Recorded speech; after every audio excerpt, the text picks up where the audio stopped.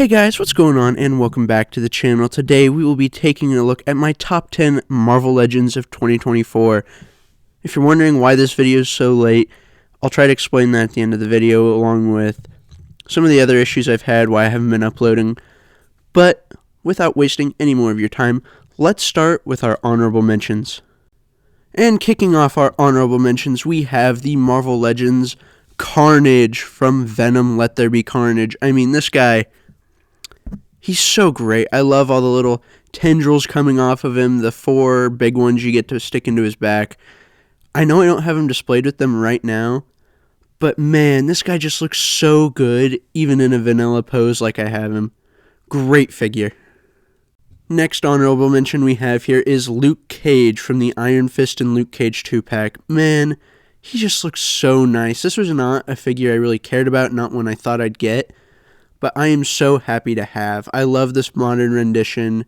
Even if my ideal one is the more classic V-neck look, this guy is still great. This year I only picked up one MCU Marvel Legend, and that was Wolverine from Deadpool and Wolverine, and honestly, he's pretty sweet. I love getting to have Hugh Jackman finally in the classic yellow and blue. It's so great. I may not have loved the movie, but this figure is really good. Yet another surprise for me was this Agents of S.H.I.E.L.D. 3-pack. Like, oh my gosh, this is such a great pack. I especially love the Nick Fury. I do kind of wish it would have been a 4-pack because I want to display the Ultimate Nick Fury and the original one. But also, just the new sculpting on him and Dum Dum Dugan is fantastic. And finally, ending off our honorable mentions, we have the Superior Spider-Man from the 85th anniversary line. This figure is so great on so many levels, and truthfully, I wish we could have gotten better articulation in the hips. I just don't like that disc hip look, but it's still a fantastic figure. I love getting it into these dynamic poses with the arms like that. So great. You know what, if you want to, count this guy at the number 11 spot because that's where I think he really is. And starting our top 10, in the number 10 spot, we have the Iron Man retro-carded She-Hulk. This figure is so great. I love the green, all the, like the color, the shade they use on her, and then just like the green shading throughout her hair really brings this figure and makes her feel like she was pulled right off the page. The only reason she is sitting so low for me is the lack of a butterfly joint, no angry head, and like not a classic look. Like, this is not really what I picture when I think She-Hulk, but I am still really happy to have such a great figure for this character. And coming into our number 9 spot, we have the Angel figure. I think this guy was just a deluxe if I remember correctly, but man, he is fantastic. The alternate head with the nice little smile versus just this very stoic but still kind of angry look. The detailing on the feathers, it's so nice. It's so beautiful. I've been wanting an Angel figure to add to the collection for a long time now, but never wanted to buy the Toy Biz, and this guy is just, he is as close to perfect as I think I could have asked for, except for maybe, some butterfly joints or a, what's what I'm looking for. It's not the disc hip. I would have preferred like the Renew Your Vows articulation or something like that. But as he stands, this guy is still an amazing figure. And in our number 8 spot, we have Cable from the Zabu Wave. This figure is just fantastic.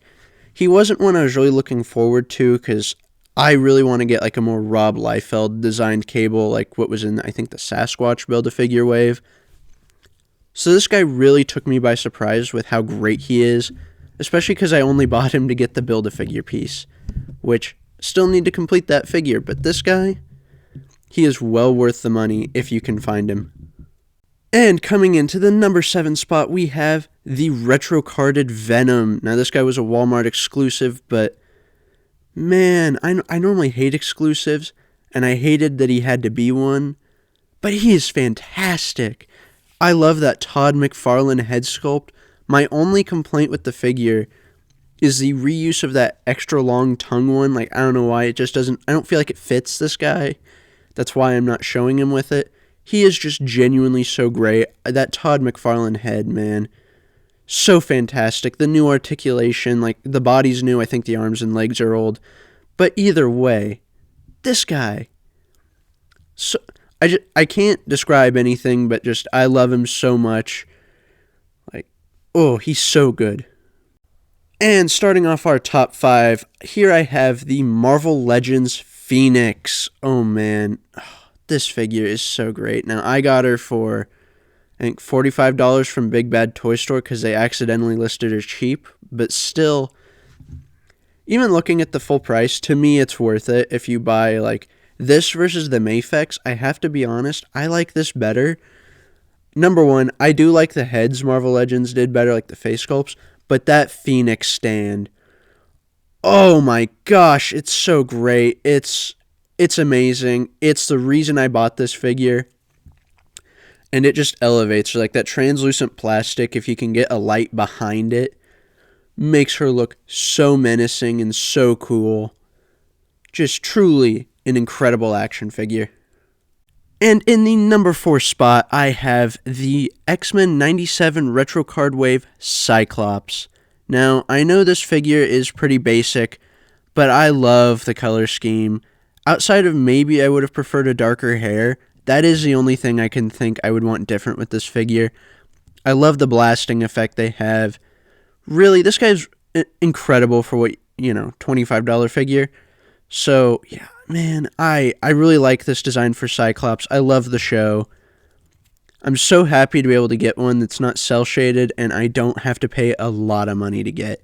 Because that old, was it Warlock? Was that the name of the character that he came with, the big metal guy? Anyways, that one was going up in price, and I was able to get him. But man, this new one just blows it out of the water. The only way I think I'll get another Cyclops is if I can manage to find the Mafex for like $100 or less.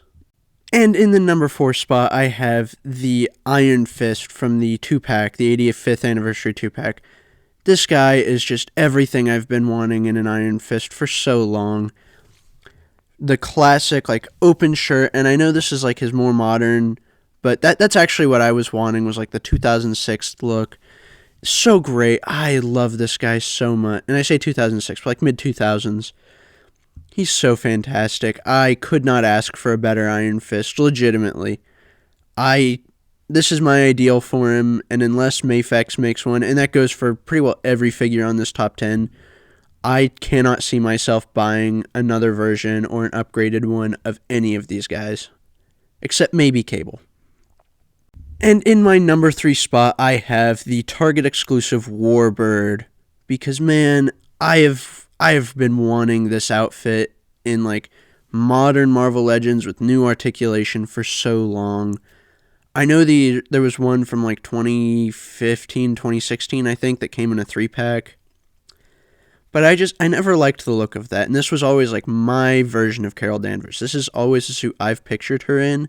So to finally have it in action figure form is just, it's amazing to me. I love the articulation on it. And while I might pick up the new Warbird for a Dark Avengers display, this one will probably never get replaced in my like main Avengers display. Truly an incredible figure and my ideal version of the character. Speaking of ideal versions of the character, in the number 2 spot, here I have the Astonishing X-Men Wolverine. This has always been like my suit for Logan. I know a lot of people like the Tiger Stripe the best. For me, it's this one right here. And to have it in action figure form with new, better articulation, like I think this is like the best articulated Wolverine on the market. That being said, I don't have the Mafex, so I can't comment on that, but this is 100% the best articulated Marvel Legends Wolverine, and I really don't know any improvements I could ask for except for maybe boot swivel. That's like my only complaint with the figure is he has no boot swivel. Other than that, this guy's fantastic, and you should definitely try to pick him up. And coming in the number 1 spot, I have the retro-carded Scarlet Spider. This has been a figure I've been wanting for so long. I've been trying to find a Scarlet Spider, and they're all just so expensive.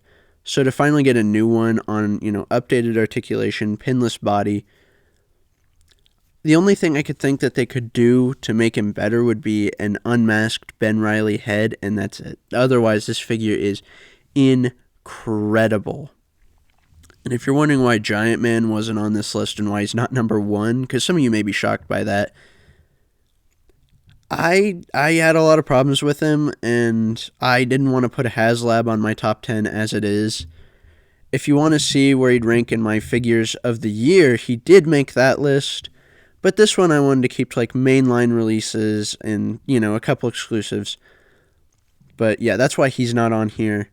But man, Ben Reilly, such an incredible character. I'm not a fan of what they've done with him recently, but this Scarlet Spider look is always ideal. It's always fantastic. I even got the Mafex recently, and I think I might like this one better, so take that as you will. And folks, that does it for my top 10 Marvel Legends of 2024. Tell me what you thought of this list down below. What should be added? What shouldn't have been on here? What should have been? And before I let you go, I do want to talk a little bit about why this took so long to get out, and kind of what's been going on. So at the start of the year, the first issue I had was I haven't been as motivated recently, so I decided I wanted to change up a few things. Like, you may notice I got that rotating display that I used throughout this video. That was the first change I wanted to make, along with a new tripod, because that was the main reason I had to stop, and why my top 10 video looked so funny, was I couldn't get recordings because my old tripod broke. So I literally had to get the figures set up, take pictures of them, and use those in place. I don't remember if I said that in the video, but that's what happened there. So I had to wait on those. Amazon shipped me a tripod, shipped it broken, so then I had to wait another week to get that. Then I finally recorded a version of this video along with starting reviews for the Brave New World figures. And I recorded all that off my phone. I edit this on my computer and then I upload it from my phone. I know that doesn't make sense, but it's mainly so I can do the thumbnails, because for whatever reason, my YouTube doesn't take thumbnails from my computer well, so. But after I'd moved the old video back on there, along with, I hadn't taken off the Brave New World stuff, my old phone died. And unless I can take it somewhere and try to get it repaired so I can pull that stuff off, it's gone. And I'm not too mad about that. But like it took everything with it, all my videos, everything. So it took a little longer to get this video going, because I had to wait on getting a new phone for a little bit. So I apologize for all of that. In terms of the future of this channel, there's going to be some changes, and you'll see them kind of roll out. One thing I want to start doing is maybe like movie and TV content, like talk about the shows coming out, that kind of thing. If I don't start with the new Spider-Man show, which I know it's wrapped up by the time I'm recording this, but if I don't start with that, I'll probably try to talk about Invincible or Daredevil. I don't know why I was blanking on Daredevil Born Again. I'm so excited for that show, man. But yeah, there'll be some changes. I think one thing I want to start doing is less action figure reviews. Maybe like try to make displays or other kinds of videos about action figures. Like if I do reviews, it's probably only going to be stuff I like. I don't like being negative. If there's a figure that comes out and I just really feel I need to talk about it, you'll see the review. If not, if I don't feel I have anything interesting to say about it, or it's not something I like, anything like that, I probably just won't going forward. Don't plan on like a super great upload schedule ever for me. So yeah, if you've stayed this long, thank you so much. Thank you for your support, and I will catch you all in the next one. Bye.